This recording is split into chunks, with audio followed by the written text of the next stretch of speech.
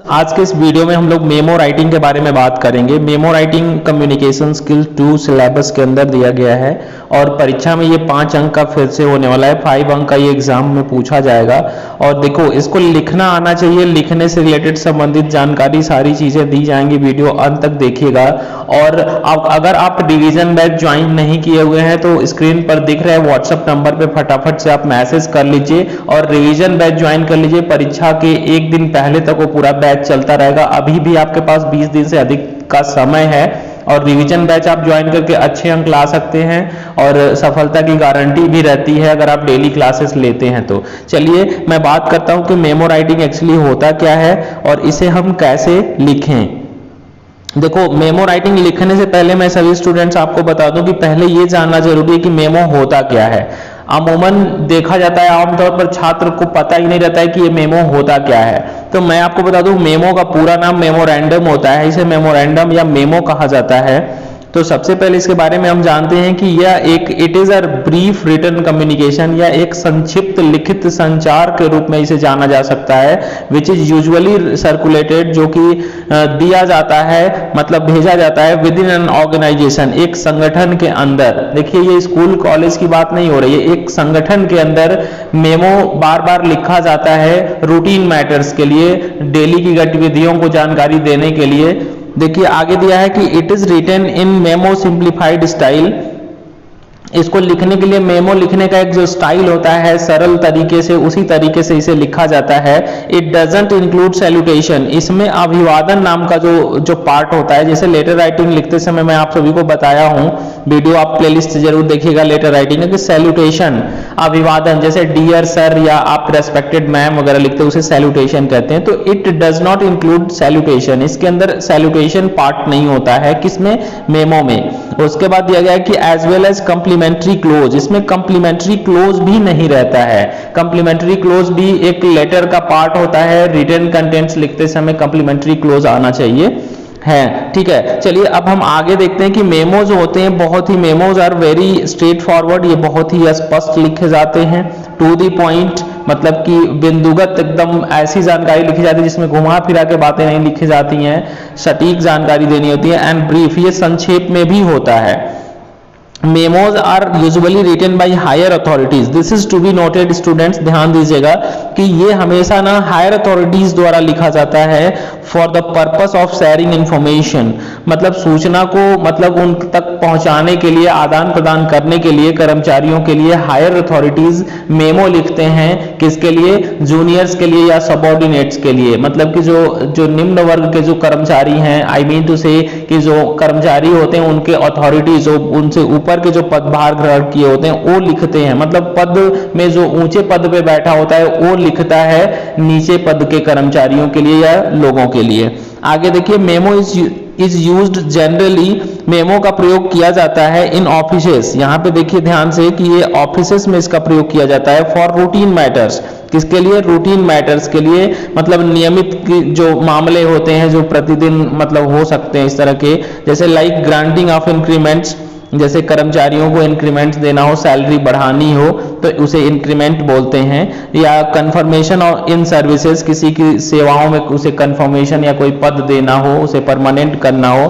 Salary and leave adjustments etcetera, किसी की salary से रिलेटेड कोई जानकारी देनी हो या उनको छुट्टी से संबंधित कुछ उसमें आदान प्रदान कुछ चेंजेस वगैरह करने हैं, तो इससे संबंधित जो जानकारी होती है वो मेमो लिख करके उच्च वर्ग का जो अथॉरिटी होता है वो देता है।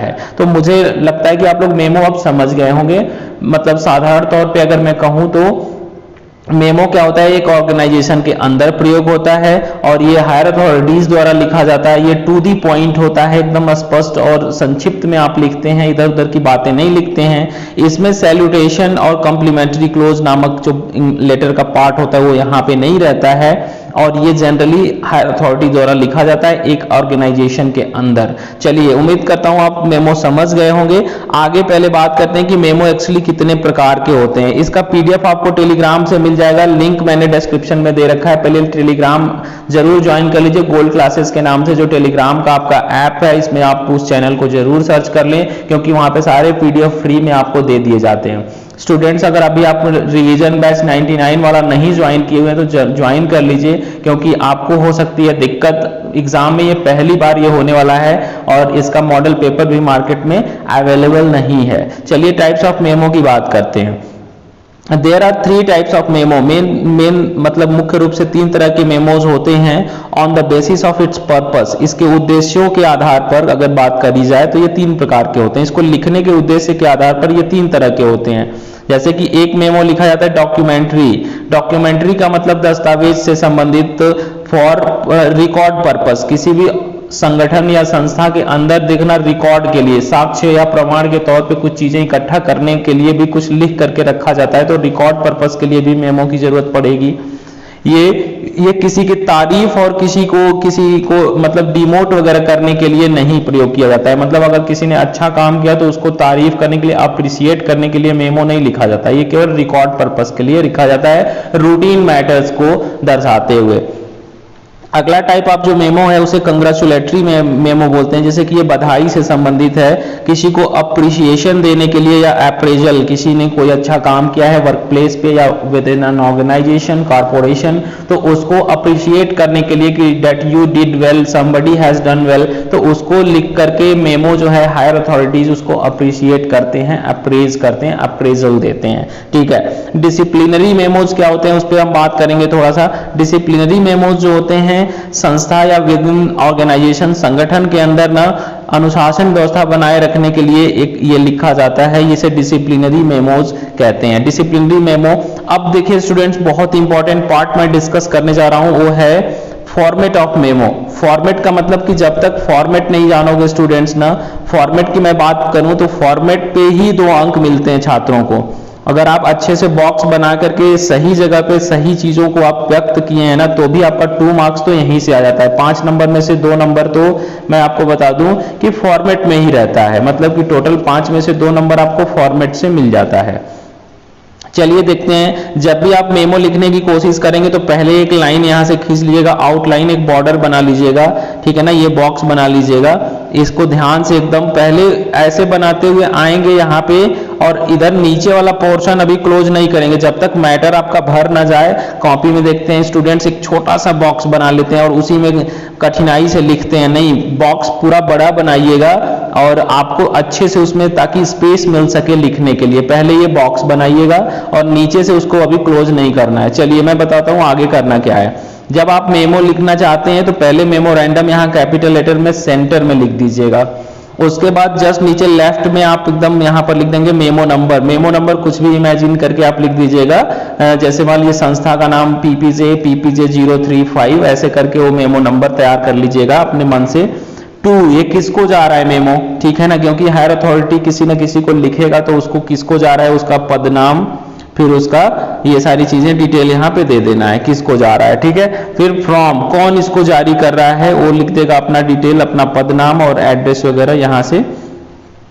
फिर उसको डेट यहाँ पे मेंशन करना है। डेट बहुत अच्छे तरीके से लिखना है। अगर मान लीजिए आज 7th अगर है तो मान लीजिए 7th ऐसे लिखेंगे।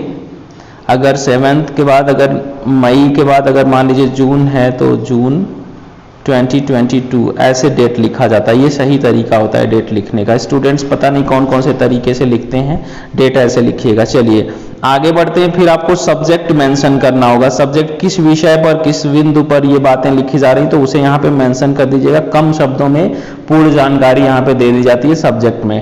फिर आपको मेमो से रिलेटेड कुछ जानकारी यहाँ पे व्यक्त कर देनी है एकदम बिल्कुल, ये main body of your memo है। फिर आपको यहाँ पर नीचे अपना सिग्नेचर देना है। आप कौन, जो ये मेमो लिख रहा है वो अपना यहाँ पे सिग्नेचर देता है। ठीक है ना। चलिए अब मैं एक एग्जांपल, एक मेमो लिखा हुआ आपको दिखाता हूँ, ताकि देखिए ये आपके लिए एक मदद करेगा आपको चीजों को लिखने में। देखिए यहाँ पे एक मेमो लिखा गया है, और ये किस लिए लिखा गया है, यहाँ पे सब्जेक्ट से क्लियर हो जा रहा है कि extension of probation period of mister Ram Kumar. देखिए यहाँ पर जो प्रोबेशन पीरियड है मेमो, जैसे राम कुमार का, राम कुमार एक कर्मचारी हैं, बैंक कर्मचारी हैं, उनका जो कार्य मतलब नई ज्वाइनिंग हुई है तो पहले कोई किसी की ज्वाइनिंग होती है तो प्रोबेशन पीरियड पे रखा जाता है कि कोई अगर कोई गलती करेगा तो उसको निकाला भी जा सकता है, और पहले वो चीजों को सीख लेगा तब वो परमानेंट कर्मचारी बनेगा। तो प्रोबेशन पीरियड इनका राम कुमार का पढ़ाना है, क्योंकि उन्होंने 1-2 साल जो भी काम किया है उसमें अभी उत्कृष्ट प्रदर्शन नहीं किया तो उसको बढ़ाना है। पहले बात को ध्यान से समझिए कैसे लिखना है। यहाँ पे देखिए मैंने फिर वही काम किया है। यहाँ पे देखिए जो बॉक्स है ना, सब लोग पहले बना लेंगे।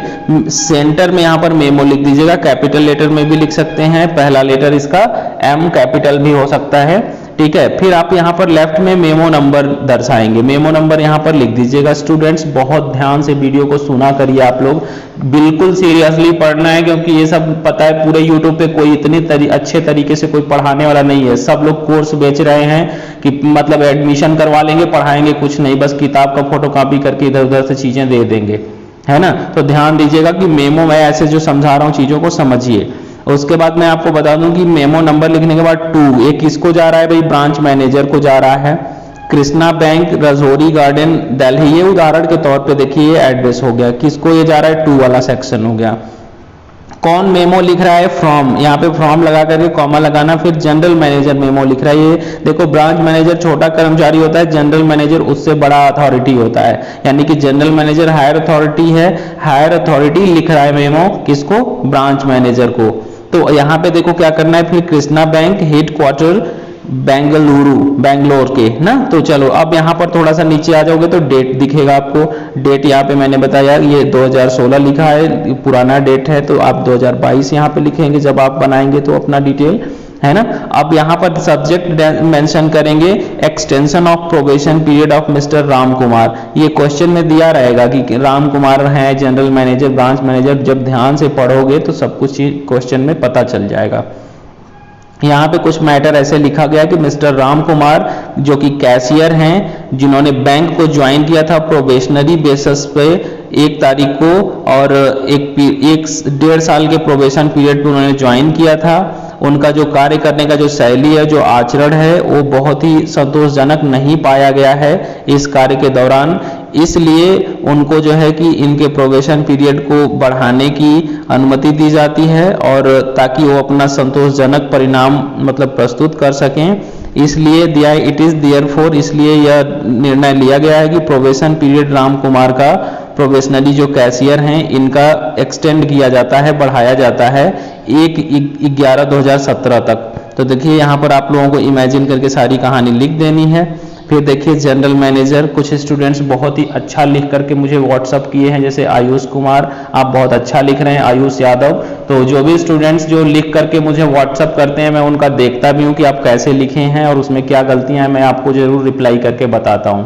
आप लोग फटाफट से पहले स्क्रीन पे दिख रहे हैं व्हाट्सअप नंबर से आप लोग मुझे पहले कनेक्ट हो जाइए, ताकि मैं आपके चीज़ों को चेक कर सकूँ और आपको जो भी एरर्स हैं उसको समय रहते मैं सुधार दूं, ताकि आप परीक्षा में अच्छे अंक ला पाएं। चलिए आप यहाँ पे लिखेंगे कॉपी टू, कॉपी टू मतलब यही सेम लेटर किसी और को सर्कुलेट होगा तो डिस्ट्रिक्ट मैनेजर को ये चला जाएगा दिल्ली सर्कल न्यू दिल्ली को। तो ये कॉपी टू करके ये सेम पत्र जिसको जिसको जाना होता है यहाँ कॉपी टू करके लिख दिया जाता है, जिसे सीसी के नाम पे भी जाना जाता है, कॉपी सर्कुलेशन, है ना।